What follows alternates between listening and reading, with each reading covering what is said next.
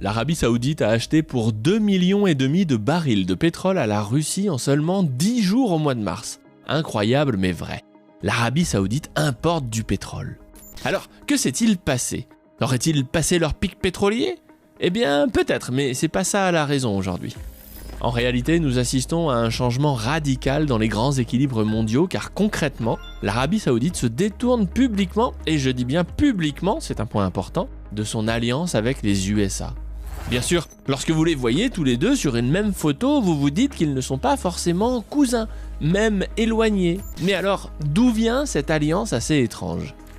Pour le comprendre, il faut remonter au pacte du Quincy qui a été conclu en février 1945 entre le président américain Franklin Roosevelt et le roi Abdelaziz Al Saoud pour l'Arabie Saoudite.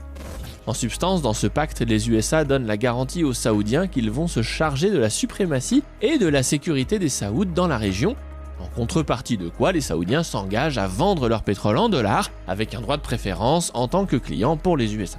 C'est donc par intérêt géostratégique que les Américains et les Saoudiens sont devenus copains comme cochons. Et puis bon, le temps passant, les États-Unis se montrent de plus en plus, disons, rigides avec le reste du monde.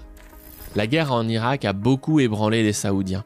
Rappelons-nous que Saddam Hussein était, dans le temps, également un copain des USA lorsqu'il travaillait avec la Jordanie à constituer un axe modéré arabe au début des années 80. Dans le même temps, les USA armaient les Irakiens dans leur guerre contre l'Iran. Mais bon, les temps changent, n'est-ce pas ? Donc la guerre en Irak ne rassure pas les Saoudiens car ils intègrent que le jour où les USA se désintéresseront d'eux, ils seront au mieux seuls face à leur destin avec leurs ennemis régionaux sur les bras, et dans le pire des cas, ils pourraient même devenir la cible des USA, tout comme ce fut le cas de Saddam Hussein, mais aussi de Muammar Kadhafi et autres Bachar el-Assad. Du coup, lorsque les Saoudiens entendent Joe Biden en 2019 affirmer qu'il ferait de l'Arabie Saoudite des parias, ça les rassure pas non plus. Et sur ce, 3 ans plus tard, en 2022, éclate la guerre en Ukraine qui oppose la Russie à l'OTAN. Là, les Saouds ont un choix à faire. Soit ils acceptent d'appliquer les sanctions occidentales contre la Russie, soit ils tentent de négocier leur coopération avec la Russie. Mais dans les deux cas, il n'y a pas beaucoup de compromis intermédiaires, tant la guerre en Ukraine est un sujet non négociable et clivant avec les Américains et l'Union européenne. Mais on peut aussi voir les choses sous un autre angle. Soit ils restent alliés des USA et dans ce cas, ils savent que leur allégeance ne sera pas spécialement récompensée, soit ils essaient de prendre une position de choix dans ce nouveau bloc que j'appelle « Le monde moins l'Occident », dans lequel ils peuvent espérer conclure de nouveaux pactes et de nouvelles alliances géopolitiques. En termes d'opportunités, la deuxième solution est plus attrayante, bien sûr. Par contre, côté risque, toute la question est de savoir où pèse la plus grande menace. Aux côtés de l'Occident, il risque de ne pas être soutenu, ou pire, d'être transformé en ennemi en fonction du contexte. Et de l'autre côté, s'il glisse vers le bloc « le monde moins l'Occident », il risque de se mettre les USA à dos directement. Une bonne partie de l'équation repose donc sur la menace réelle que les USA peuvent faire peser sur eux. Et bien de ce côté-là, beaucoup de pays commencent à penser que la toute-puissance militaire américaine est déjà terminée.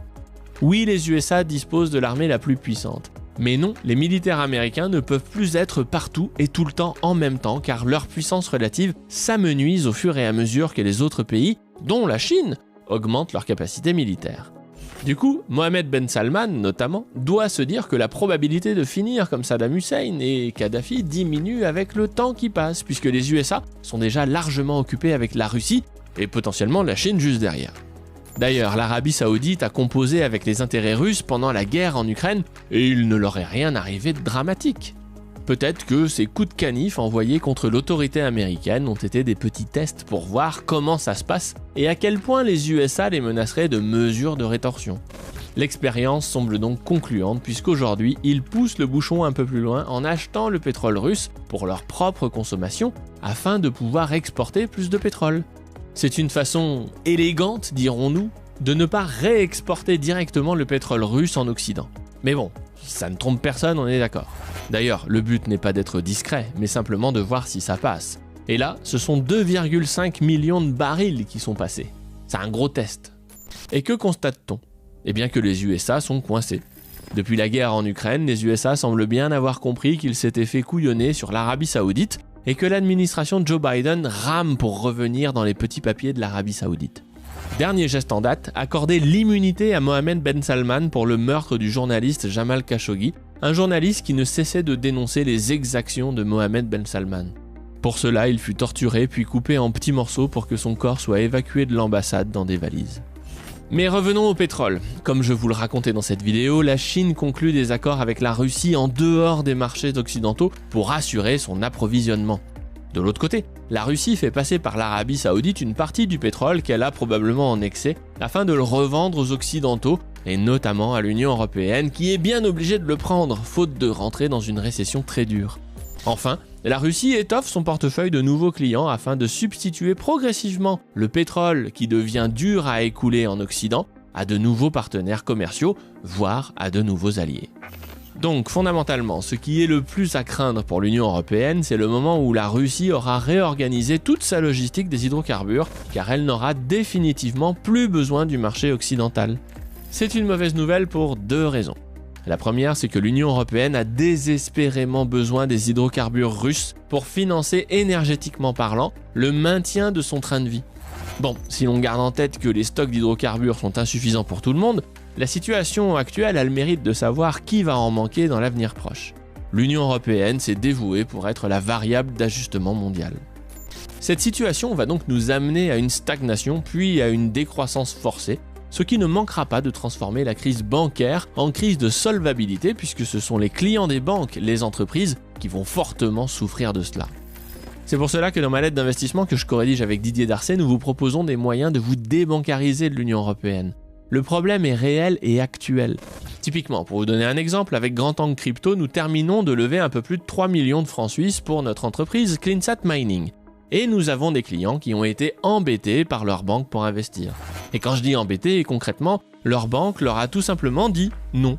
Elles ont refusé de faire les virements ordonnés, malgré la bonne volonté de nos investisseurs, qui ont signé une kyrielle de papiers, tous plus inutiles les uns que les autres, puisque nous opérons notre levée de fonds via Montpellerin, un opérateur financier enregistré comme il se doit auprès de la FINMA, l'autorité des marchés suisses. Par ailleurs, nous vous proposons aussi dans cette lettre des dossiers sur l'investissement en or ou dans des plateformes de crowdlending, ainsi que 2 portefeuilles, le rentier et le tacticien, pour vous donner des pistes pour sauver votre épargne de la zone euro. Notre pari phare, les obligations chinoises, nous ont donné toute satisfaction depuis octobre 2018. Si cela vous intéresse, vous pouvez vous abonner à notre formation gratuite où l'on pose les bases de nos réflexions en matière de protection du patrimoine en cliquant sur la fiche qui apparaît en haut à droite de l'écran ou via les liens en description. Pour en revenir au pétrole, on constate logiquement un écart entre les prix du pétrole russe et le prix du pétrole occidental depuis la guerre en Ukraine. Le pétrole russe se négocie environ 25 à 40 $ de moins. C'est le prix affiché nécessaire pour que les pays qui en achètent malgré l'interdiction des USA acceptent de prendre le risque. Finalement, la puissance américaine est aujourd'hui négociable avec des sortes de bons de réduction. Avec tout cela, on comprend mieux pourquoi la Maison-Blanche accuse l'Arabie Saoudite de trahison. De leur part, cela ne manque pas d'ironie, mais on comprend. Pour en revenir à ce qui vous concerne, la crise bancaire en Europe, je vous recommande vivement la vidéo que j'ai faite avec Charles Gave sur le risque systémique bancaire.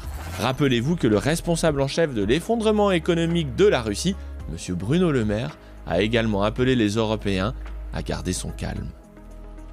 Calm down,